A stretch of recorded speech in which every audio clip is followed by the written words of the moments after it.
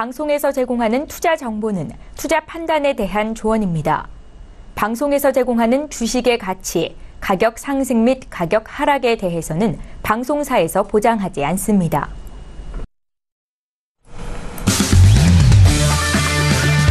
네, 안녕하세요. 해외 선물 신세계 MC 김은혜입니다. 한 주간의 시작을 알리는 월요일 저녁입니다. 자, 이제 오늘의 이슈, 이후의 이슈를 좀 짚어보면요. FOMC 회의가 가장 큰 이벤트가 아닐까 싶습니다. 더욱더 특별한 점은 이틀간 진행된 FOMC 회의, 이번엔 제니 옐런 의장이 주재하는 마지막 회의이기도 합니다. 이후에 2월 3일로 좀 사임을 하게 되고, 이후에는 또 다른 차기 의장에 대해서 진행이 될 예정인데요. 자, 그 부분 통해서 FOMC 회의 영향력, 어떤 시장에 대한 분석 도와드릴지 그 부분 신세계를 통해서 함께 해보시길 바라겠습니다. 자, 오늘도 여러분께서 참여하실 수 있는 방법 활짝 열어놓고 있습니다. 전화와 문자 그리고 유튜브 실시간 채팅방을 통해서 다양한 의견 남겨주실 수가 있는데요. 전화 주실 때는 서울전화 02-3153-2611번, 2612번 두 대의 전화가 준비되어 있고요. 문자 보내실 때는 샵 0082번으로 보내주시면 저희가 마스터님과 함께 실시간 상담 도와드리도록 하겠습니다. 자, 그리고 유튜브 안에서는요, 더욱더 편리하게 남겨주실 수가 있으니까요. 서울경제TV를 검색을 하시고 유튜브를 통해서도 다양한 의견 남겨주시길 바라겠습니다. 아울러 저희가 신세계 일부에서 제공되는 정보는요, 투자 판단에 대한 조언입니다. 해당 상품의 가치와 수익률을 보장하지 않는다는 점 유의해 주시길 바라겠고요. 또한 저희 프로그램은 자본시장 통합법을 준수하고 있습니다. 1:1 투자 상담과 유사수 신행위, 무인과 영업행위, 불법 대여 계좌 홍보 및 가입코드 등 이런 모든 불법 사항에 대해서 엄중하게 금지하고 있다는 점 또한 다시 한번 고지 도와드리도록 하겠습니다. 자, 한 주간의 시작의 월요일 저녁입니다. 오늘 신세계 함께해 주실 출연진분들 먼저 소개해드리도록 하겠습니다. 월요일 날에 찾아오시는 분이죠. 김호균 해설위원님 나오셨습니다. 어서 오세요. 네, 반갑습니다. 시청자 여러분, 날씨가 굉장히 춥지만 오늘 날씨 추운 가운데 이제 주식시장은 또 좋은 활활 타오르는 불꽃의 모습 보여줬는데요. 네, 날씨도 추운데 증시라도 좋아야지 이런 마음이 또 없지 않아 있는데 요즘 날씨가 너무 추워가지고 약속을 못 잡습니다. 네. 날씨 좀 풀리는 애 보자 뭐 이렇게 네. 하고 있는데 날씨 춥지만 우리는 또 시장이 또 긴박하게 움직이는 상황 속에서 또 열심히 또 시장을 지켜봐야 될 것 같습니다. 월요일 시장 많이 움직이지 않습니다. 하지만 한 주의 방향을 잡는 데 굉장히 중요하고요. 이번 주 아까 앵커님 말씀하신 대로 FOMC가 있습니다. 굉장히 중요한 한 주가 될 것 같기 때문에 월요일부터 힘 주어서 시장을 보도록 하겠습니다. 네, 맞습니다. 바깥의 날씨 계속해서 좀 추워지고 있는데 오늘 우리 시장에 대해서는 코스피가 2600선 장중에 좀 터치를 하는 상황이었고 코스닥 지수 같은 경우에는 920선을 돌파하는 그런 기염을 좀 표현내고 있는 상황입니다. 지수에 대해서는 고점 높여가고 있는데 그리고 해외 선물 전략 안에서는 월요일장 좀 기준이 되는 중요한 날인 만큼 오늘도 기대 많이 해주시길 바라겠습니다. 자, 이어서 오늘도 김경윤 PD 함께합니다. 김경윤 PD. 네, 안녕하세요. 김경윤입니다. 네, 지난주에 ECB와 다보스 포럼이 있었다면 이번 주에는 FOMC 그리고 내일 있을 트럼프 대통령의 연두 교서가 있습니다.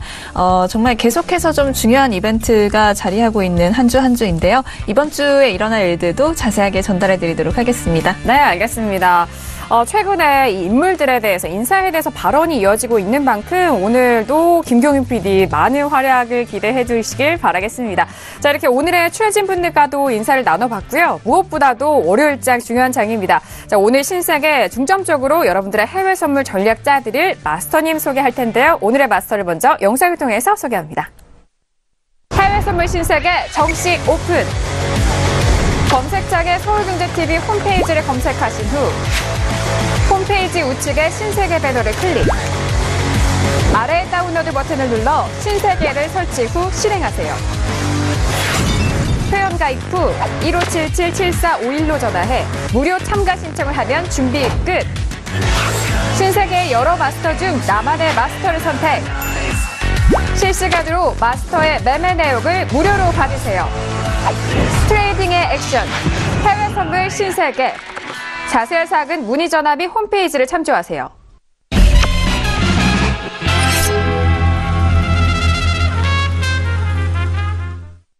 네, 오늘 함께할 마스터는요, 손재 마스터님 나오셨습니다. 어서 오세요. 네. 네, 인사 말씀 들어볼까요? 네, 뭐 날씨 추운지는 다 아실 겁니다. 뭐 차트들 별로 재미없는지도 다들 아실 거고요. 하지만 뭐 움직임들은 있습니다. 뭐 저희가 먹을 게 없는 게 아니라 좀 천천히 움직이고 좀 지루하죠. 그래서 뭐 지루한 장이지만 그래도 배팅할 건 있다. 그리고 오늘 또 뭐 한 주를 시작은 월요일 날 저녁이기 때문에 또 그 점 미장에서는 월요일 아침이죠.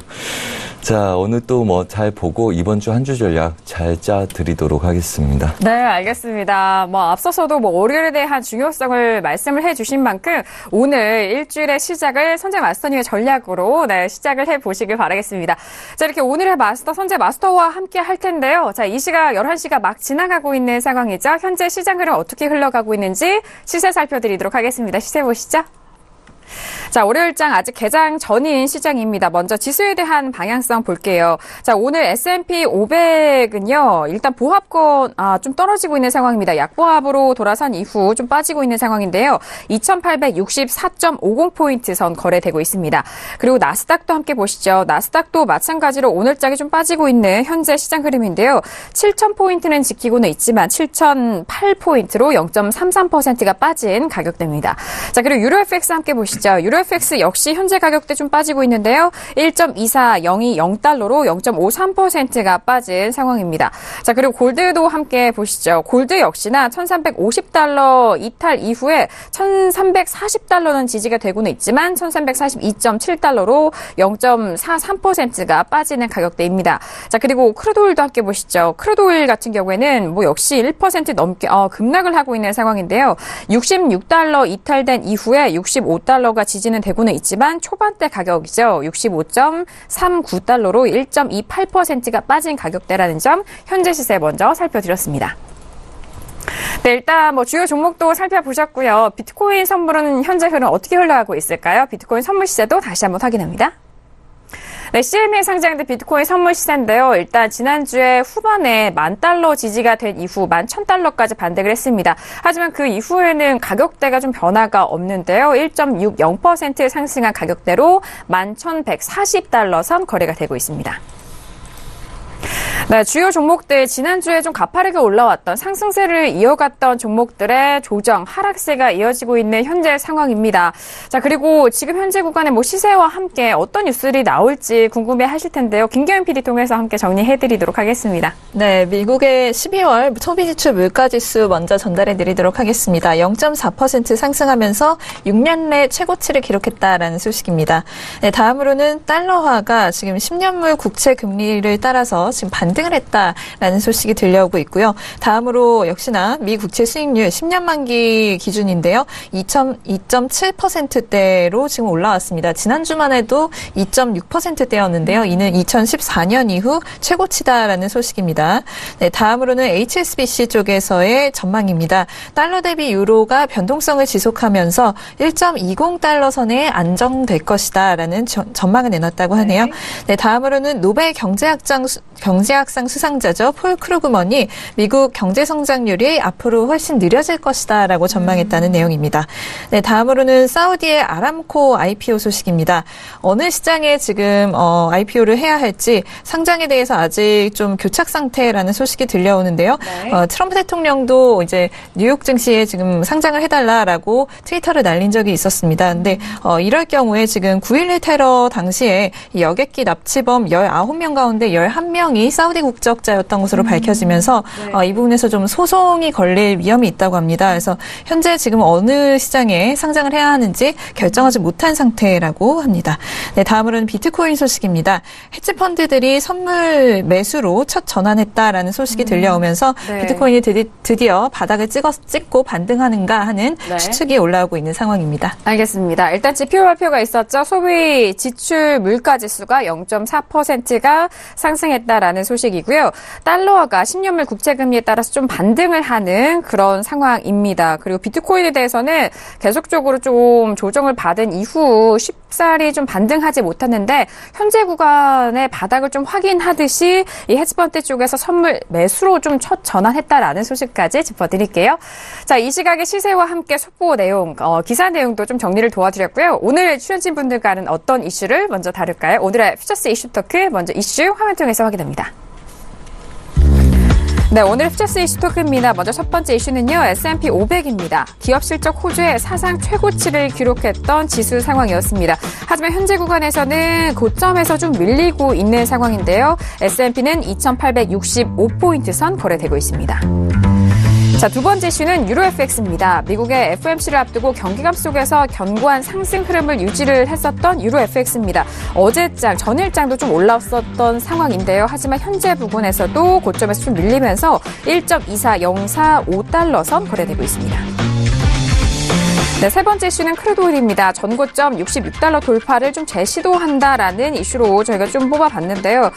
일단 66달러를 이탈한 이후에는 65달러 초반대 가격이 지지가 되고 있는 상황입니다. 현재 1.37%가 빠진 가격대라는 점, 크루드오일도 현재 구간 전략자 드리도록 하겠습니다.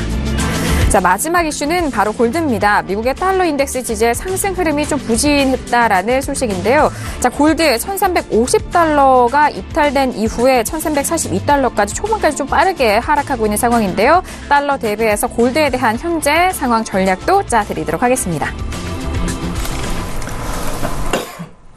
네, 이렇게 오늘도 4가지 이슈를 준비했습니다. 지수에 대해서도 고점 갱신한 이후에 좀 빠지고 있는 상황이고, 골드와 유로 FX, 그리고 크루드오일까지 모든 상품군에서 현재 고점 부분이 좀 밀리고 있는 상황입니다. 자, 각 종목별로 이 시점에서 정말 전략들 궁금해하실 텐데요. 먼저 첫 번째 이슈부터 점검 도와드릴게요. 자, 오늘의 첫 번째 이슈는 바로 S&P 500입니다. 앞서서도 나스닥과 S&P 함께 봐드렸을 때 지수에 대해서는 좀 밀리는 상황을 확인을 하셨을 텐데요. 먼저 업앤다운 확인한 이후에 지수에 대해서 방향성 탐색해 보도록 하겠습니다. 네, 첫 번째 이슈는 S&P 500입니다. 들어볼게요. 네, 하나, 둘, 셋. 네, 모두 업에 대한 다운에 대한 의견이 만장일치로 좀 확인됐는데, 지수에 대해서 이렇게 다운으로 만장일치했던 기억이, 네, 정말 오래된 것 같은데요. 먼저, 김경윤 PD, 네. 계속적으로 좀 업에 대해서 의견을 원래 지수에 대해서 드렸었는데, 오늘 맞습니다. 다운입니다. 네, 들어볼까요? 역시나 길게 봤을 때는 계속해서 우상해야 할 것이라고 생각을 하지만 오늘 같은 경우에는 지금 금요일에도 지수가 좀 급등을 한 상황이거든요. 네. 그렇기 때문에 전거래 급등으로 인해서 오늘 좀 쉬어가는 흐름이 나올 것이다라고 전망하고 있습니다. 지난주 금요일 같은 경우에 지금 다우가 200포인트 넘게 상승을 하면서 장중 및 장마감 기준 최고치를 경신했다라는 소식이 들려왔는데요. 네. 일단 오늘은 역시나 실적 시즌 이어가는 모습입니다. 여러 기업들이 또 실적 발표 앞두고 있는데요. 로키드 마틴이나 시게이트 테크놀로지처럼 이제 우리나라 분들도 많이 아시는 그런 대기업들이 실적 발표를 좀 앞두고 있는 상황입니다. 일단 오늘 일정 정도 말씀을 드리자면 달라스 연준의 텍사스 제조업 전망 서베이도 오늘 발표가 될 예정이고요. 네. 지금 좀 통신주의 향방에 좀 영향을 미칠 수 있는 이슈가 트럼프 미국 정부가 5G 통신망을 국영화하는 방향을 고려 중이다라는 소식이 들려왔는데 이 인터넷 매체 악시오스라는 매체에서 미국 정부의 내부 문건을 입수했다라면서 이 소식을 보도했다라고 합니다. 그래서 최근 이제 국가안보회의 관계자로부터 최근에 미 정부 고위 관료와 관련 정보기관에 트럼프 대통령 첫 임기 말까지 5 통신망을 하나로 모아야 한다라는 보고를 했다고 하는데요. 이는 중국의 사이버 안보 그리고 경제 위협에 대응하기 위한 보호 장치다라는 이유가 들려오고 있는데 이 부분 지금 좀 통신주의 흐름에 굉장히 좀 중요한 이슈가 될 것으로 보입니다. 지금 좀 더 발전된 상황이 있으면 전달해 드리도록 하겠고요. 역시나 좀 긴 흐름에서는 계속해서 상승할 것이다라고 보고 있는데 10년간의 행보와는 지금 S&P 500이 좀 다른 방식으로 흘러가고 있다라는 전문가의 의견이 올라오고 있습니다. 미국 CNBC 쪽에 올라온 기사인데요. 지난 18거래 동안에 S&P 500이 사상 최고치를 경신한 게 무려 14일이라고 합니다. LPL 파이낸셜 쪽에서는 이 기록이 지금 1955년 이후에 볼 수 없었던 그런 기록이다라는 고무적인 이야기도 또 했는데요. 네. 또 놀랄만한 기록이 더 있다고 합니다. S&P 500이 올해만 지금 7% 정도 상승을 했는데 이 역시 1989년 이후 가장 강한 1월 강세장을 보이고 있는 모습이다라는 분석도 들려오고 있습니다. 이런 올해 초부터 현재까지의 행보는 올해 나머지 기간 동안에도 증시가 좀 좋은 흐름으로 쪽으로 갈 것이다라는 어떤 예고편이다라고 지금 얘기가 되고 있는데요. So goes January, goes the year라는 말이 있습니다. 1월이 좋으면 한 해가 다 좋다. 뭐 이런 말이라고 해석하시면 될 것 같은데 CNBC에 출연한 한 전문가는 1월에 이런 흐름이 어떤 지표라고 할 수 있다라고 이야기를 하면서 대부분 한 해의 시작이 좋으면 계속해서 이 상승을 견인하는 경향이 있다라는 이야기를 했습니다. 그래서 올해도 그럴 것인지 좀 지켜봐야 하는데 아마 그럴 수 있을 것이라고 본다라며 좀 긍정적인 전망을 내놨다고 해요. 네. 그래서 이 전문가의 분석에 의하면 1월 증시가 상승하면 나머지 11개월 동안 증시는 평균 12% 정도 상승한다라고 하는데 만약에 S&P 500이 5% 이상 1월 달에 상승을 하면 나머지 기간 동안 평균 16% 정도 급등을 한다라고 지금 계산상으로 이렇게 나온다고 해요. 그래서 16% 상승을 한다고 치면 올해 S&P 500은 애널리스트들의 가장 낙관적인 예상치에 근접하는 3,330선까지 도달할 수 있을 것으로 보입니다. 이는 UBS 애널리스트들이 예상한 가장 높은 수치였던 3,150선보다도 높은 수치다라는 지금 분석도 함께 올라오고 있습니다. 하지만 여기에 걸림돌이 될 수 있는 게 한 두 가지 정도가 될 수가 있겠는데요. 일단 첫 번째는 연준의 새로운 의장 부임으로 인해서 시장이 좀 흔들림을 보일 수 있다라는 요소라고 합니다. 이 전문가의 의견에 따르면 다우가 새로운 연준 의장이 부임한 다음에 평균 6개월 정도는 좀 부정적인 흐름을 보였다라는 이 평균적인 통계를 지금 들면서 역시나 파월 의장이 이제 부임을 하고 나서도 이런 흐름이 나타날 수 있다라는 의견을 보였고요.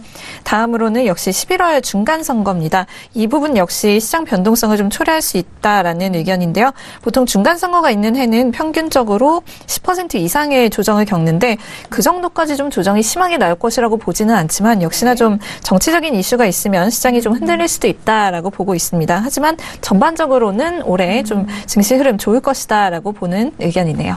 알겠습니다. 일단 단기적으로 오늘 대관점이라든지 최근의 변동성으로는 하락에 대한 의견이 주셨지만 역시나 장기적으로는 상승 추세는 계속해서 살아있다라는 재료에 대해서 좀 분석을 도와드렸는데요.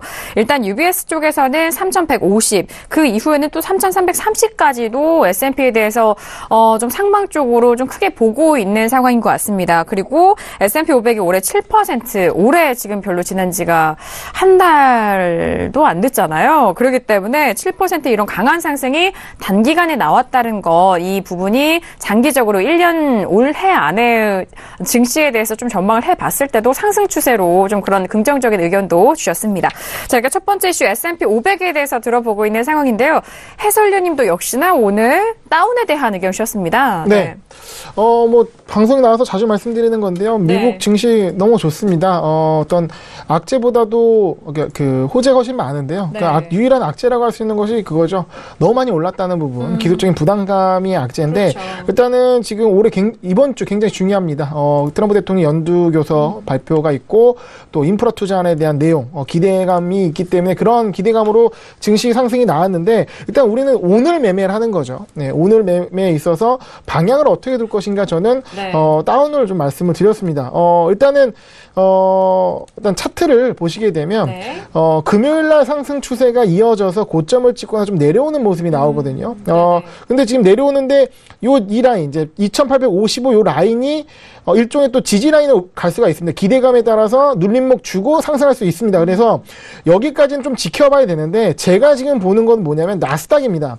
나스닥 같은 경우는 지금 고점 라인의 지지 라인 폭이 좀 더 짧습니다. 그러면 현재 7,000대 나스닥 7,000대가 무너지게 되면 S&P가 좀 여유가 남아있다 하더라도 나스닥의 하락이 시그널이 돼가지고 S&P와 다우까지 영향을 원쿠션, 투쿠션 치면서 하락이 좀 강하게 나올 가능성이 있거든요. 그러면 2,855까지 좀 빠르게 하방이 내려오면서 지지라인이 형성되지 못하고 바로 뚫릴 가능성이 있다는 겁니다. 왜냐하면 사람들이 모두 긍정적인 뉴스를 기대하는 상황에서 일단 월요일 한번 빼주갈 수 있다는 부분이거든요. 그래서 오늘은 매수적 관점보다는 매도적 관점이 낮고 만약에 매수적 관점을 간다 그러면 요 라인 2,855까지 오늘 때까지 기다린 다음에 지지를 확인하고 매수를 하는 것이 안전하지 않나. 지금 현재 상황에서는 매수보다는 매도 쪽으로 먼저 보시는 것이 맞고 지금 선거표에 들어가시는 것보다는 일단 나스닥이 7,000선이 깨지는지 먼저 보시는 이 시그널이 S&P 어떻게 영향을 미치는지도 굉장히 흥미롭게 볼 만한 시점이 아닌가 생각합니다. 알겠습니다. 현재 S&P 500에 대해서 좀 전략 나눠보고 있는데요. 이 전에 상승 시에도 나스닥이 먼저 좀 탄력적이었고 그 이후에 S&P가 따라왔었던 것처럼 일단 하락에 대해서 일단 나스닥에 대해서 7,000선 깨지는 그 시그널을 확인한 이후에 S&P를 좀 기다려보자라는 말씀이신 것 같습니다. 자, 매도에 대한 포지션은 나스닥이 7,000선이 좀 깨지는 이탈 시의 그 부분을 확인하고 매도적 접근 유효하고요. 일단 S&P 매수적인 접근보다는 매도 쪽으로 좀 우위한 상황이다라는 추세적인 전략까지도 챙겨드렸습니다. 자, 저도 역시나 오늘 S&P에 대해서는 매도 의견 드리는 상황인데요. 뭐 가격대도 마찬가지로 뭐 해설위원과 좀 유사한 것 같습니다. 현재 구간 2,870선이 좀 깨진 상황이었고요. 오늘의 고점을 보시면은 2,878.50포인트였는데요. 저는 2,860포인트 또는 50포인트에 대해서 이탈 시에는 좀 하방 쪽으로도 많이 열려있지 않을까라는 생각에서 저도 오늘 다운에 대한 매도 의견 드리도록 하겠습니다. 첫 번째 이슈 S&P 500에 대해서 현재 구간 전략과 상황을 좀 분석을 해드리고 있는데요. 오늘은 원래 좀 마스터님이 좀 반대 의견도 주시기도 했는데 동일한 의견으로 다운의 의견 주셨습니다. 마스터님 의견도 들어볼게요. 네. 우선 뭐 차트 한번 볼까요? 네. 자, 우리가 뭐 저번에도 한번 말씀드렸습니다. 제가 24일 날 나왔었고요. 일봉상이나 분봉상에서 채널로 움직이는 아이들은 추세 상단부나 하단부 쫓아가지 않는다. 그렇게 배웠다고 착각하시라 말씀을 드렸습니다. 그래서 저번에 24일 나올 때도 여기서 매도 관점 드렸었습니다. 그때도 네. 저 혼자 드린 것 같은데 우선 추세 채널 상단부 위아래 건들고 움직이는 아이들은 절대 채널 상단부나 하단부에서 추격하지 않는다. 그게 기본적인 관점이라고 보시면 되고요. 네. 자, 오늘 또 움직임들 뭐 이렇게 보면 윗구간 추세 상단부는 2선, 그 다음에 하단부는 2선. 그래서 두 자리들 맞고 지속적으로 막힌 상태고요. 아래 하단부 지지선들 오차 별로 없이 견고하게 움직이고 있는 채널 상단, 채널 구간에 놓여 있는 상태입니다. 한마디로 차익이 나오고 다시 지지돼서 고가를 높이는 그림이지 추세를 지속적으로 내는 그림이 아니라는 거죠. 자, 그렇다면 오늘 또 추세 상단부에서 밀리는 그림입니다. 그렇다면 지금 뭐 할 거냐, 그게 중요하겠죠. 네. 지금은 추격 매도는 안 된다고 보고 있고요. 해설위원님 말씀하셨다시피 반등 좀 기다리셨다가 매도 관점을 여시는 게 좋고요. 뭐 전반적으로 보자면 얘네들이 저가 지금 전 저가들 있죠. 지금 깨고 있는 이렇게 이럴 때 굉장히 조심하셔야 된다고 봅니다. 얘네들 쫓아간 게 아니라 저가 좀 테스트하다가 이런 구간들 한마디로 지지부진하게 올려왔던 아이들이 갑자기 확신을 갖고 돌파를 해서 급등을 한 겁니다. 한마디로 이 구간들 매물대였다는 거죠. 돌파를 했기 때문에 그 다음부터 급등이 일어난 구간이죠. 되돌아올 때 그 자리 테스트하는 거라고 보시면 되겠고요. 그 다음에 채널의 중심 자리들 항상 중요하다고 여러분들한테 말씀드렸습니다. 딱 중간 자리죠. 그래서 네. 이제 추가적으로 추격하는 거는 불합리하다 이렇게 말씀을 드리겠고요. 우선은 하방으로 추가적으로 앞으로 하루 이틀 더 밀린다면 얘네들 중심 자리는 2843지수에 놓여 있습니다. 상단부는 2850지수고 그래서 매수는 2850지수에서 가능하겠고요. 지금 쫓아가지 말라는 이유는 이 구간들 지금 테스트하고 할 수 있는지 보고 있는 입장이기 때문에 이런 구간에서 매도를 쫓아가는 건 별로 좋지 않다고 보고요. 2870선 아마 제가 보는 이건 이제 가정입니다. 얘네들이 이렇게 흘러가는 게 맞는지 보시면 됩니다. 얘네들이 저가 테스트 하다가 다시 반등을 주고요. 그 다음에 2870선 근처를 테스트한 후에 다시 매도 관점으로 열 거다. 그래서 2870선까지 좀 매수 반등을 기다리셨다가 하시고요. 뭐 바로 빠질 가능성은 그리 높지 않기 때문에 매도로 추가적으로 시도를 하더라도 추격하는 것보다는 반등을 노렸다 들어가시고 얘네들 만약에 매도를 놓쳐버리면 아래 구간 지지력에서 매수 반등을 노리시는 게 더 좋다. 그래서 기다렸다가 재매도를 보시고 지금 채널 중간이란 건 매물대이자 단기 저항점들이 있기 때문에 저가를 낮춘다 해서 돌파 여력보다는 시도하다가 반등하는 애들이 있을 수 있기 때문에 반등을 기다렸다 재매도를 보신 게 네. 타당하고 합리적이다 이렇게 말씀드리겠습니다. 알겠습니다. 지수에 대해서 S&P 500 관점인데요. 다운을 들어주셨습니다. 하지만 현재 부근에서 추격 매도에 대한 관점은 지양하시는 게 좋겠고요. 반등 시 매도적인 관점으로 접근을 해보시길 바라겠습니다. 자, 그리고 2870선에 대해서 좀 테스트하고 있는 상황이기 때문에 이 부분에서 반등 시 매도적인 관점까지 가격대도 다시 한번 짚어드리도록 하겠습니다. 하겠습니다. 자, 이렇게 첫 번째 이슈였습니다. S&P 500에 대해서 다양한 의견, 그리고 공통으로 현재 구간에서 다운에 대한 의견을 좀 챙겨드렸는데요. 그 안에서 내용과 그리고 전략도 저희가 상세하게 말씀을 드렸기 때문에 자신에 맞는 전략으로 잘 챙겨 가보시길 바라겠습니다. 자, 이어서 두 번째 이슈로 바로 넘어갈게요. 오늘의 두 번째 이슈는 유로 FX입니다. 자, 현재 구간 계속해서 좀 올라온 가격대에서 오늘 유로 FX 마찬가지로 좀 빠지고 있는 상황인데요. 현재 1.2400선까지 눌리고 있는 상황입니다. 0.55%까지 빠지면서 이전의 고점을 다시 갱신하지 못하고 있는 상황인데요. 자, 현재 구간에서 먼저 업앤다운 확인한 이후에 다시 한번 의견 나눠보도록 하겠습니다. 네, 들어볼게요. 하나, 둘, 셋. 유로 FX에 대해서도 오늘 지금 만장일치로 다운의 의견이 통일이 됐습니다. 자, 일단 이렇게 저희가 또 시장의 또 축소판이긴 하지만 일단 조금의 그 반영이 되지 않을까라는 그런 생각도 하고 있는데, 김경희 PD, 유로에 대해서는 좀 상방을 좀 길게 보고 있기 때문에 업을 많이 주셨잖아요. 네. 오늘 다운 들으신 이유가 어떻게 돼요? 역시나 증시와 좀 비슷한 흐름입니다. 지금까지 좀 랠리를 계속 이어갔기 때문에 좀 피로감이 있어 오늘은 좀 조정을 이어가지 않을까 하는 생각이고요. 오늘 같은 경우에는 달러가 조금 상승을 해줬습니다. 채권 수익률 상승, 그리고 이번 주 연준의 통화정책 결정을 포함해서 좀 경기지표 발표가 좀 꽉 차 있는데, 이에 대한 어떤 기대 심리로 인해서 달러가 조금 반등을 했다라고 외신에서 보고 있습니다.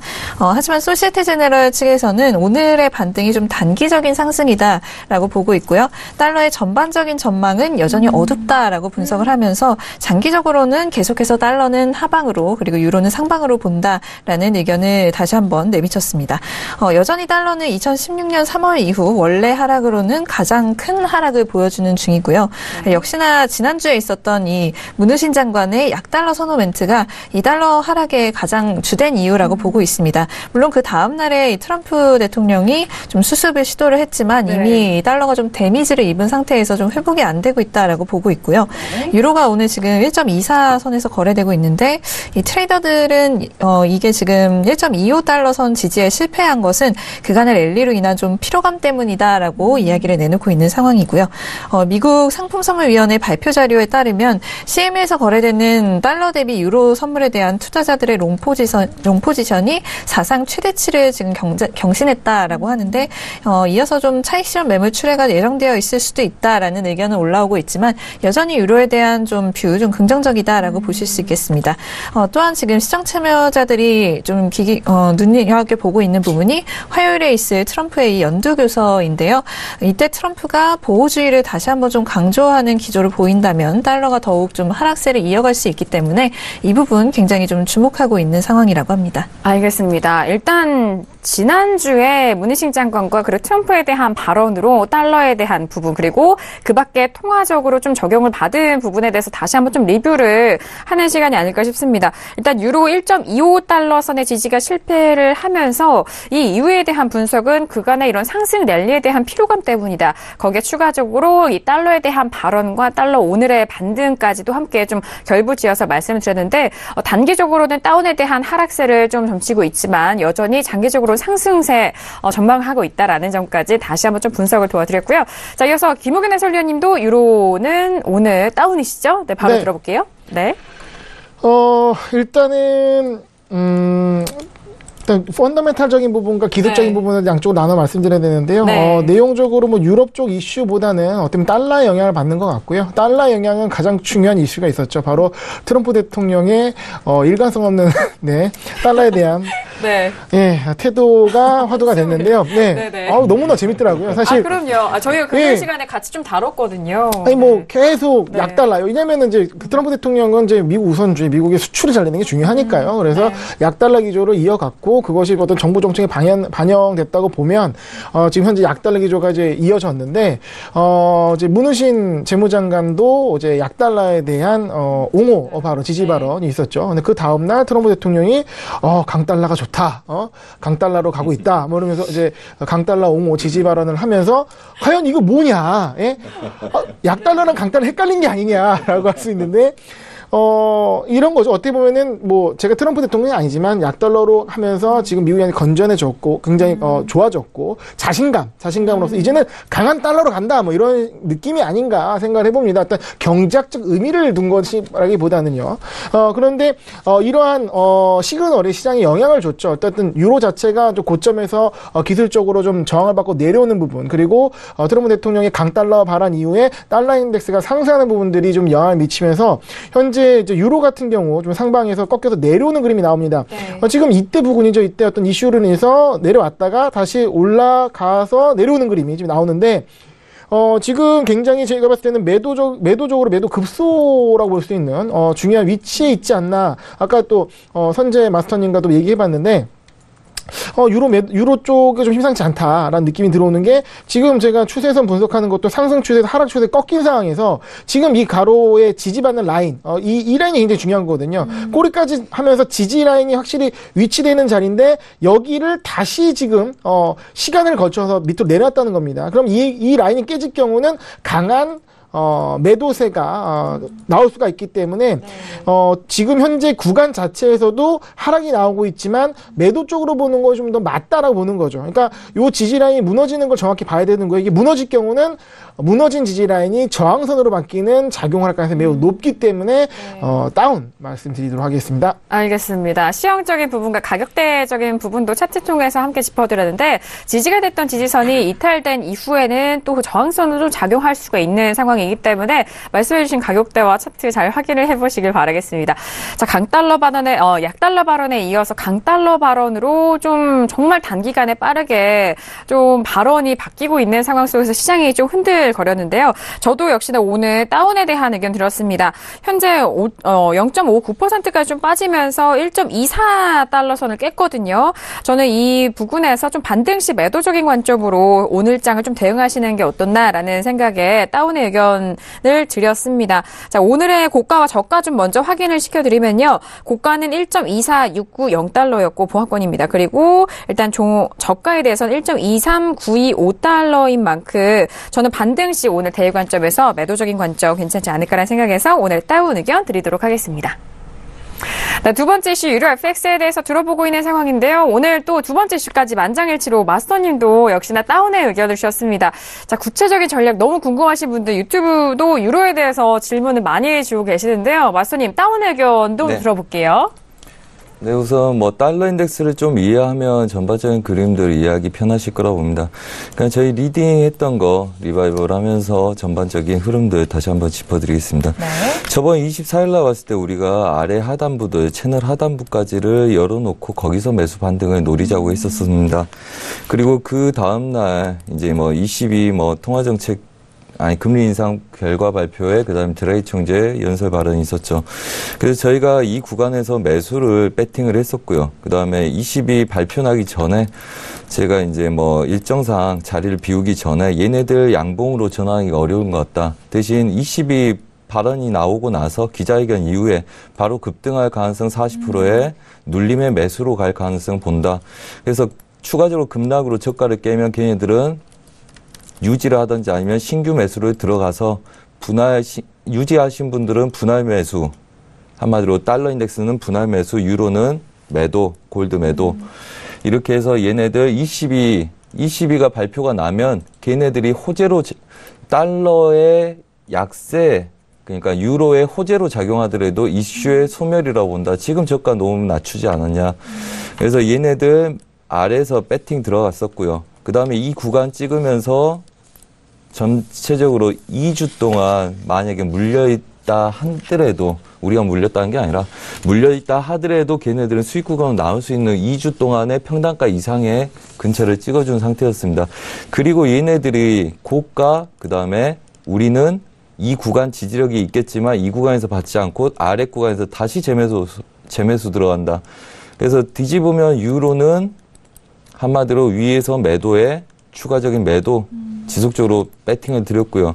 그 이유는 이렇습니다. 재무장관이 달러의 약세 우려할 바 아니다. 그래서 지속적으로 힘을 못 내고 있었는데 22 기자회견 끝난 이후에 그날 새벽에 트럼프가 달러 강세를 지지하는 발언을 줬습니다.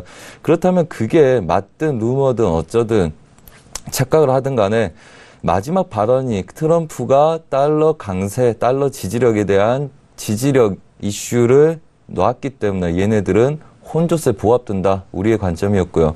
대신 저가를 낮추면 급등이 다시 나올 거고 그 다음에 저가를 낮추지 못하는 싸움일 거다. 그래서 저가에서 재매수를 잡기 시작을 했습니다. 자, 그렇다면 유로 한번 보죠. 24일 날 우리가 이 구간부터 매도를 공략하기 시작을 했었습니다. 이때 말씀드렸죠. 일봉상에서의 추세 저항이 있는 거는 쫓아가는 거 아니라고 배웠다. 그렇게 알고 계시라 말씀드렸고요. 얘네들 약수익을 주다가 추가적으로 ECB 이슈 기다리면서 저희는 최고점에서 분할 대비를 했습니다.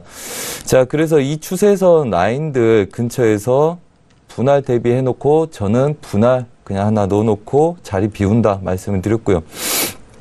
그 이슈 자체는 뭐 트럼프 이슈부터 전반적인 달러 약세에 대한 관점에 의해서 그랬죠. 자, 그래서 오늘 금요일이죠. 1.2510대 위부터는 그냥 매도. 그 다음에 얘네들이 손절 라인을 혹시라도 건들더라도 매수 칠 이유 없다. 그냥 홀딩 하시던지 아니면 갖고 계시라 말씀드렸고요. 그 다음에 오늘 다시 1.26460대부터 오전에 매도. 그 다음에 제가 여기 방송 오기 전에 7시부터 9시까지 마이크를 다시 잡고 리딩을 했었습니다. 정확하게 7시 10분 정도 되죠. 얘네들 다시 매도 해서 목표를 아래 구간까지 드렸고요. 그 다음에 얘네들은 추가적으로 하방을 뚫는 걸 보겠다 해서 그대로 매도 홀딩 하시라고 말씀을 드렸습니다. 자, 결론적으로 말씀드리자면 달러 인덱스 고가 저가 찍었고요. 그 다음에 혼조세 든다고 말씀드렸고요. 얘네들은 지지력에서 매수 배팅 들어간 거 다시 89.40대 확인하고요. 매수 쪽으로 오버를 해서 친다면 89.660까지 열려있는 구간에 얘네들은 전체 보합 든다. 이렇게 말씀을 드리고 이렇게 믿고 배팅 하시라 말씀을 드렸습니다. 그래서 매수 쪽으로 좀 더 열릴 수 있고요. 얘네들은 주력 그림이 아니라 이미 26일 친 고가 저가를 마무리한 다음에 혼조세 양세 들고 있고 저가에서 배팅이 들어가서 우리는 매수 쪽 배팅이 들어가고 있고 유로하고 골드는 고가에서 매도 배팅이 지속적으로 되고 있다. 그래서 얘네들은 추가적으로 앞으로 그림들이 반등했을 때 유로는 1.2450대 그 구간까지 저항을 막아낼 거고요. 그 다음에 얘네들이 매도 힘들이 더 세진다면 1.22350대까지 목표가 열려 있다. 대신 우리가 그걸 잡기 위해서 계속 고가에서 매도를 지속적으로 3번, 4번 쳤기 때문에 이째를 잡고 물량 좀 줄여가시면서 하시고요. 저희 시청자분들도 보시니까 10개에서 30개까지 들고 계시는 것 같던데 물량 좀 줄여서 가시면 별 부담 없이 갖고 가실 수 있으실 거다 이렇게 말씀드리겠습니다. 네, 알겠습니다. 두 번째 이슈 유로 FX에 대해서 좀 만장일치 의견으로 함께 도와드리고 있는데 마스터님도 역시나 매도에 대한 의견 현재 구간에서도 말씀을 해주고 계십니다. 일단 큰 흐름에서는 반등 시 매도적인 관점으로 좀 말씀을 해주셨고 그 맥락 안에서 1.25선에서는 강한 매도적인 관점을 좀 확인을 해주시길 바라겠고요. 지금은 현재 좀 매수에 대한 힘과 매도에 대한 힘은 좀 하락의 힘이 조금 더 강한 상황이다라는 분위기 좀 파악도 해주셨고 그렇다면 매도적으로 좀 홀딩하시면서 아래쪽 가격대는 어느까지 보느냐 1.22선까지 좀 보셔도 된다라는 그런 가격대까지 함께 챙겨드렸습니다. 자, 이렇게 두 번째 이슈 유로 FX에 대해서 만장일치 다운에 대한 의견까지 전달을 도와드렸고요. 일단 매도를 좀 보유하셨더라면 1.22선까지에 대한 목표가 다시 한번 확인해 보시기 바라겠습니다. 자, 지금 30분이 지나간 상황이고요. 34분이 지나갔습니다. 오늘의 뉴욕 증시가 개장이 됐죠. 개장과 함께 시세 어떻게 변화하고 있는지 개장 시세 다시 한번 살펴드리도록 하겠습니다. 시세 보시죠. 자, 지수에 대해서는 저희가 1부 시작했을 때 S&P, 나스닥 모두 하락으로 전환된 상황 확인을 드렸고 나스닥이 앞서서 해설위원님 말씀해 주셨던 것처럼 7,000선이 좀 깨지고 있는 상황인데요. 먼저 나스닥은 6,997.25포인트까지 떨어진 상황이고요. 0.49%의 약보합입니다. 자, 그리고 S&P도 역시나 좀 하락세 이어가고 있는 상황인데요. 2,865.50포인트로 0.32%까지 빠지고 있는 상황입니다. 방금 전에 살펴드린 유로FX 역시 하락 지지가 되면서 하락폭은 조금은 둔화가 됐습니다만 하락세 이어가고 있는 상황입니다. 1.2394 0.40달러로 0.60%까지 빠졌고요. 자, 그리고 골드도 함께 보시죠. 자, 골드는 1,342달러, 40달러 초반에서 지지가 되고 있는 상황입니다. 0.45%까지 빠지는 상황이고요. 크루드 오일도 역시나 65달러 초반대에서 좀 지지부진한 모습을 보여주고 있습니다. 일단 전일의 저가에 대한 부분까지 좀 올라온 상황인데 65.29달러로 1.43%가 빠진 가격대라는 점 개장과 함께 시세도 살펴드렸습니다. 네, 뉴욕 증시는 일단 고점 부담감에 3대 지수 모두 하락 출발했다라는 속보도 전달을 도와드리도록 하겠고요. 자, 그렇다면 개장과 함께 비트코인 선물 시세는 또 어떻게 변했을지 비트코인 선물 시세도 다시 한번 확인하시죠. 지금 이전에 일부 시작했을 때에 비해서 조금씩 올라가고 있는 상황이죠. 2%가 넘는 상승세로 11,200달러 선 거래되고 있습니다. 네, 이렇게 개장 시세도 살펴드렸고요. 일단 속보로는 고점 부담감에 3대 지수 모두 하락 출발했다는 소식인데 김규영 PD 속보 내용 전달해 주시죠. 오늘 조금 빠지는 모습이네요. 네. 다우존스 같은 경우에는 43포인트 정도 빠졌고요. S&P 500 역시 0.2% 정도 하락을 했는데 그중에서 가장 좀 많이 빠진 섹터가 에너지 섹터 그리고 통신주라고 하는데 아무래도 아까 나왔던 이 5G 이슈 때문에 좀 빠진 것으로 보입니다. 그리고 나스닥 같은 경우에도 0.3% 정도 지금 하락한 것으로 보이고요. 지금 역시나 채권 수익률이 2.7% 이상으로 지금 올라갔다라는 소식이 좀 주요한 소식으로 들려오고 있는 모습입니다. 그리고 지금 지난주 같은 경우에 이 기술주가 굉장히 좀 좋은 모습을 보였던 것이 좀 눈에 띄었는데 이로 인해서 역시나 기술주가 좀 굉장히 중요한 섹터라는 것을 다시 한번 좀 이야기하는 모습인데요.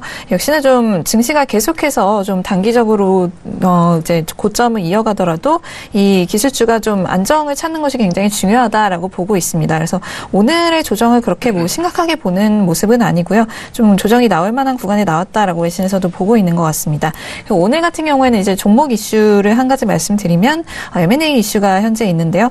이 닥터페퍼라고 하는 이 빨간색 음료수죠. 굉장히 좀 호불호가 많이 갈리는 음료수인데 네, 우리나라 분들보다는 좀 미국 분들이 많이 즐겨 찾는 음료수인 걸로 알고 있습니다. 네. 그래서 이 닥터페퍼를 만든 닥터페퍼 스냅플이라는 회사를 큐리그라는 그 마찬가지로 음료 회사죠. 이쪽에서 지금 인수를 하겠다라고 나섰는데 이 부분에서 굉장한 좀 시너지가 날 것으로 많이들 예상을 하고 있는 모습입니다. 왜냐하면 대기업이 대기업을 인수하는 부분이기 때문에 지금 뭐 펩시라든지 코카콜라와 좀 경쟁을 할 수 있을 것으로 보인다라는 분석과 함께 지금 주가 굉장히 많이 상승을 하고 있는 상황입니다. 거의 30% 가까이 지금 상승하는 모습이고요. 오늘 가장 좀 눈여겨봐야 할 종목 이슈로 보입니다. 네, 알겠습니다. 일단은 국채에 대한 이슈가 좀 올라오고 있는 상황인데요. 자, 국채에 대해서는 다시 한번 좀 말씀 도와드릴게요. 일단은 인수합병 소식까지 먼저 전화해 드리는데 이런 인수합병 소식은 지수에 대해서는 상승에 대한 모멘텀으로 작용하기 때문에 그 부분 주가도 오늘 꽤 뛰어가고 있다라는 상황이고요. 그리고 앞서서 3대 주스 모두 좀 고점에 대한 부담감, 피로감 때문인지 현재 구간 뭐 하락 출발하면서 조정을 받고 있다라는 속보까지 개장 이슈 전달 도와드렸습니다. 자, 지금 개장에 대한 소식도 전달을 도와드렸고요. 이어서 세 번째 이슈로 바로 넘어가 보도록 하겠습니다. 자, 오늘의 세 번째 이슈는 바로 크루드 오일입니다. 자, 크루드 오일 같은 경우는 지난주 원유 재고 발표 기억이 나시죠? 일단 API 쪽에서는 재고가 좀 늘은 수치로 나왔는데 EI 쪽에서는 예상치보다 더욱더 재고가 줄어든 수치로 나왔었던 상황입니다. 그 이후 66달러까지 돌파하는 흐름이었는데요. 현재 구간 다시 좀 눌리면서 65달러 초반대 거래가 되고 있습니다. 저희가 방금 전에 살펴봤던 가격대보다는 소폭 좀 다시 반등을 하고 있는 상황인데요. 65.42달러 선 거래가 되고 있는 상황입니다. 자, 먼저 업앤다운 확인하고 크루드 오일 전략 짜 드리도록 하겠습니다. 네, 들어볼까요? 하나, 둘, 셋. 네, 크루드 오일도 지금 약간 다운이 우세한데요. 저와 마스터님, 그리고 해설위원님까지 다운이고, 김경영 PD 홀로 업에 대한 의견인데, 김경영 PD는 크루드 오일에 대해서 워낙 장기적인 뷰가 네, 상승이다 보니까 이해가 될 것도 같은데, 팩트 한번 체크해보죠. 네, 지금 외신에서는 헤지 펀드들이 지금 미국과 글로벌 유가 상승이 좀 지속되면서 매수 쪽으로 기록적인 베팅을 하고 있다라는 기사를 내보내고 있습니다. 네. 역시나 좀 원유 시장에 대한 열기가 뭐 기록적이다, 뭐 이렇게 해석을 할 수가 있겠고요. 지난주 다보스 포럼에서 이 머큐리아 에너지 그룹이라는 이 회사에서 크루드 시장이 올해 내내 백워데이션 상태에 머무를 것이며 배럴당 60에서 75달러 사이에서 거래될 것이다, 뭐 이렇게 전망을 했다라는 이야기가 있었다고 합니다. 그리고 또 세계에서 가장 큰 오일 중심 헤지펀드 중 하나인 BBL 커머디티스 쪽에서는 2018년 브렌트유가 80달러까지 갈 것이다라고 이야기했다고 하는데요. 또한 오펙 장관들 역시 이 다보스 포럼에서 굉장히 좀 낙관적인 전망을 내놨다고 합니다. 공급과 수요 상황에 대해서 굉장히 좋게 보고 있다라는 이야기를 했고요. 모하마드 바킨도 같은 경우에도 올해 시장이 좀 재균형을 찾기를 매우 기대하고 있다, 뭐 이런 이야기를 했다고 하고, 네. 러시아 에너지 장관은 목표, 그러니까 이 재균형 리밸런스 목표에 이제 거의 다 왔다, 뭐 이런 발언을 했고요. 사우디 에너지 산업 장관 역시 오일 수요 성장률에 어떤 눈에 띄는 둔화가 없다. 그러니까 지금까지는 수요가 계속해서 늘어날 것으로 보인다라는 전망을 내놨다고 합니다. 또한 한 에너지 리서치 애널리스트는 매도는 매도를 낳고 매수는 매수를 낳는다라는 이야기를 했다고 하는데요. 네. 현재 굉장히 좀 뭐 상승 모멘텀을 크게 보고 있는 것으로 보입니다. 그리고 또 어제 같은 경우에 이란 석유 장관이 코멘트를 남겼는데, 크루드를 좀 본인이 가장 좋아하는 가격대는 배럴당 60달러 선이다라고 이야기를 했다고 합니다. 네. 역시나 셰일에 대한 어떤 부담감 때문인 것으로 해석이 되고 있는데요. 지금 이보다 좀 가격대가 높아지게 되면 셰일과 같은 생산자들의 추가 생산을 부추길 수 있다라는 우려 때문에 가격이 다시 그러면 좀 하락을 할 수도 있다라는 어떤 우려가 작용되고 있는 것으로 보입니다. 일단 금요일에 그 베이커 휴즈 쪽에서 발표된 데이터에 따르면 지난주에 셰일이 그 리그를 12대 추가했다라는 소식이 들려왔습니다. 이는 지난해 3월 이후 최대치라고 하는데요. 이로 인해서 미국 크루드 생산량이 더욱 늘어날 것이다라는 전망이 이어지고 있습니다. 이미 지난주 같은 경우에 미국 크루드 생산량이 하루 988만 배럴로 급증했다라는 소식도 들려왔는데요. 역시나 지금까지는 뭐 이렇게 딱히 보이는 어떤 하락의 요소보다는 지금 어쨌거나 다보스 포럼에서 나왔던 이 에너지 기업들이나 에너지 장관들의 긍정적인 그 멘트를 가격대에 좀 반영을 해서 오늘은 상승으로 들어봤습니다. 알겠습니다. 일단 많은 전망과 분석이 이어지고 있는 상황입니다. 가격대가 올라가면서 이후에 좀 최적의 가격대들 좀 발언이 나오고 있는 상황인데요. 일단 이란 석유 장관 같은 경우에는 크루드 오일이 배럴당 60달러 정도가 좋다라는 의견과, 그리고 브렌트유에 대해서도 좀 스프레드가 좀 꽤 벌어지고 있는 상황인데, BBL 쪽에서는 브렌트유가 80달러까지도 갈 수 있다라는 그런 전망까지 함께 추가가 됐고요. 일단 셰일 리그 12대가 추가로 발표가 됐고 3월 이후 최대치를 기록했다는 소식까지, 오펙과 그 비오펙 그 밖에 셰일 오일에 대한 부분까지 이 세 가지 경우의 수 또 함께 전달을 해드렸습니다. 자, 지금 세 번째 이슈입니다. 크루드 오일에 대해서 좀 전략을 짜드리고 현재 구간에서 이야기를 좀 나눠보고 있는데요. 많은 분들이 좀 궁금하실 것 같고, 그렇다면 다운의 의견으로 좀 돌아가서 김호균 해설위원님 다운입니다. 네. 오늘. 네. 네, 마스터님과 의견 일치가 계속 3연속 이어져서 너무 행복하고요. 네. 네. 좋아하는 분이기 때문에. 네. 네. 일단 크루드 오일 같은 경우는 어떤, 기사적인 이슈보다도 차트적인 부분을 좀 집중해서 말씀드려야 될 것 같습니다. 일단 크루드 오일 지금 이제 66달러를 상방 돌파해서 좀 이어져 있는 모습이 나왔고요. 어떻게 보면은 지금 차트 모습은 이제, 쌍고죠. 쌍고에서 찍고 내려오는 그림인데, 네. 전형적인, 이제, 전형적으로 이제 쌍고 찍고 내려오는 그림이 좀 쎄한 거죠. 네, 느낌이 쎄한데, 전체적으로 제가 그린 추세선상에서 이 66달러 선에서 꺾인 겁니다. 추세는 하방으로, 이제 단기 추세는 하방으로 꺾였는데, 차라리 여기서 매도를 들어가면 좋죠. 여기서 매도 들어가면 좋겠지만, 지금 현재 위치에서는 지지 라인을 좀 봐야 되거든요. 근데 1차 지지 라인이 지금 65.20에 있고, 그리고 2차는 64.90에 있습니다. 이게 전고점 라인에 부딪히는 구간인데, 요게 좀 애매하게 좀 넓게 지금 보고 있습니다. 그러면 요 구간 자체가 지지 라인대라고 보면요. 지금 현재 지지 라인대에 애매하게 지금 위치하고 있기 때문에, 얘를 좀 강하게 뚫어야 되는데, 이미 낙폭 자체가 크기 때문에, 어떤 모멘텀이 나오지 않는 한 이 두터운 지지 라인을 깰 수 있을지가 좀, 불안한 거거든요. 그러면, 현재 구간에서는 매수는 아닙니다. 이게 지지 라인을 보고 매수 들어갈 수도 있지만 현재는 매수를 들어가면 오히려 성급하고요. 굳이 들어가면 매도 쪽인데 매도를 좀 지켜보면서 들어가야 될 것 같아요. 왜냐면 여기서 한번 지지 받을 가능성이 높거든요. 그래서 지지 안 받을 수도 있지만 모든 건 확률입니다. 그래서 일단은 아쉬운 점은 66달러 선에서 매도를 들어가지 못했던 게 좀 아쉽고요. 그런 상황에서 지금 매도를 계속 보고 있다면 전 조금 신중히 들어갈 필요가 있다. 지금 요 지지 라인 대가 좀 두텁게 애매하게 있기 때문에, 그리고 내려오는 이 그 각도가 생각보다 좀 가파르기 때문에 반발력도 있을 수 있거든요. 그러면 일종의 여기서 쌍고 찍고 내려오면서 휩쓸고서 다시 그 전고점 돌파되는 그림도 가능하기 때문에, 자주 나오는 차트 패턴이기 때문에 여기서 좀 집중해서 매도를 들어가더라도 손절이나 이런 걸 좀 잡고 좀 집중해서 긴장 상태에서, 그러면 딱 좋은 가격이죠. 66 위에서는 무조건 손절 가야 되는 거죠. 66에서는 위에서는 매도를 보면 안 되고 이 하방에서 매도를 볼 수 있는데 지지라인 좀 보면서 시장 대응하는 게 좋겠다 말씀드리겠습니다. 알겠습니다. 차트적으로 좀 꼼꼼하게 분석을 도와주셨습니다. 네, 애매합니다. 그래서 좀 지켜봐야 될 것 같습니다. 그리고 이런 거를 포지션 들어가지 않고 객관적으로 차트를 보면서 시장을 보는 것만으로 굉장한 공부가 됩니다. 그래서 굉장히 좋은 어떤 케이스이기 때문에 같이 보면 좋을 것 같습니다. 네. 알겠습니다. 계속해서 좀 매매하실 분들에 대해서는 자신이 매매하는 종목에 대해서 여러 경우의 상황 좀 지켜보시면은 그 다음에 대해서도 정말 현명하게 또 유효한 전략으로 가져가실 수 있는 부분입니다. 그렇기 때문에 현재 구간에서 크루드 오일 좀 잘 지켜보시면서 이 다음 매매에도 도움이 되셨길 바라겠고요. 일단 65.20과 64.90 이 지지라인에 대해서 지금 조금 애매한 구간이기 때문에 일단 매도적인 관점은 추세는 좀 이어지고는 있지만 그 힘이 조금 약한 상황입니다. 그렇기 때문에 가격대에 어떻게 흘러가는지 그 안에서 좀 고민을 많이 해보셔야 될 것 같고요. 매수적인 관점보다는 매도적인 관점으로 좀 열려있는 부분, 그리고 66달러에 대해서 좀 손절을 잡고 매도적인 관점으로 진입하셔라라는 그런 말씀까지 함께 전달을 도와드렸습니다.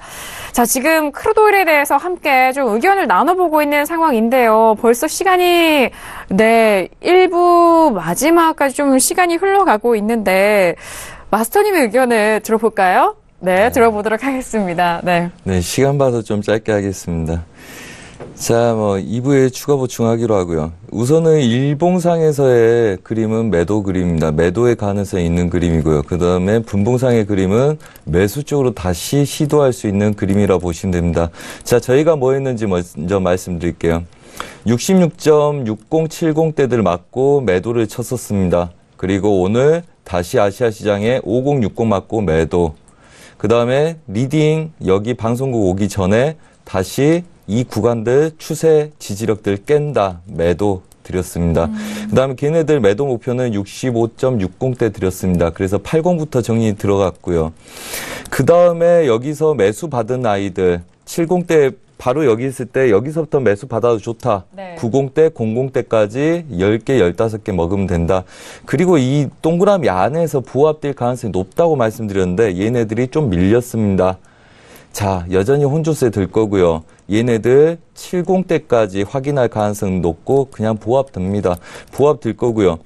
그 다음에 우선은 얘네들 우리가 여기서 매도 쳤을 때 65달러 지지력만 확인하고 얘네들은 부합될 거다. 그때도 말씀드렸습니다. 그래서 매도의 부합, 그 다음에 다시 시도의 부합이라고 보시면 되고요. 아직 전반적으로 매도 관점으로 많이 쏠려 있기 때문에 오늘은 아마 66달러 맞고 위에서 한번 아래에서 한번 놀았기 때문에 걔네들 지지력에 그냥 부합되는 그림이라고 보시면 됩니다. 그래서 제가 매도를 치고 얘네들 반등 노리신 분들 한번 빼 드셨겠지만 익절을 못했다 하신 분들은 얘네들 약수익 구간에서 빠져나오셔서 우선 관망하시고요. 그 다음에 추가적인 매도는 내일 보자고 말씀을 드렸습니다. 그래서 그 관점 변화 없다 이렇게 인지해 주시면 될 것 같습니다. 그래서 반등 시 추가적인 매도를 노려서 단타부터 롱포를 보는 거지 깬다 해서 계속 쫓아가는 매도는 아니라고 말씀드리겠고요. 분봉에서는 매수 시도 그림과 일봉상에서의 상방 제약 그림이 같이 혼주 양생 띄고 있고 그다음에 $66 기준으로 얘네들은 혼주세를 앞으로 지속적으로 뛸 가능성이 높다 이렇게 말씀드리겠습니다. 알겠습니다. 일단 반등시 매도적인 관점을 좀 말씀을 도와드렸고요. 현재건 좀 지켜보시는 관망에 대한 의견 그리고 내일장에 대한 그런 분석까지 함께 이어서 드리는데 잠시 후 2부에서 더욱더 구체적인 크루돌에 대해서 전략자 드리도록 하겠고요. 골드도 역시나 함께 저희가 챙겨드리도록 하겠습니다. 자, 1부에서 다양한 이슈 내용 점검을 도와드리는데요. 저희가 말씀드린 내용은 투자 판단에 대한 조언입니다. 해당 상품의 가치와 수익률을 보장하지 않고요. 또한 저희 프로그램은 자본시장 통합법을 준수하고 있습니다. 1:1 투자 상담과 유사수신행위, 무인과 영업행위, 불법 대여계좌 홍보 및 가입권유 등 이런 모든 불법 사항에 대해서 엄중하게 금지하고 있다는 점 또한 다시 한번 고지 도와드리도록 하겠습니다. 자, 1부 여기서 마무리하겠고요. 잠시 후 2부에서도 여러분들의 상담과 그리고 손재 마스터님과 함께 돌아오도록 하겠습니다. 감사합니다.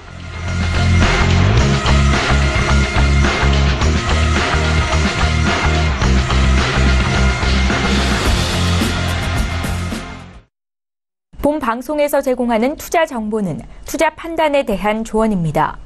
방송에서 제공하는 주식의 가치, 가격 상승 및 가격 하락에 대해서는 방송사에서 보장하지 않습니다.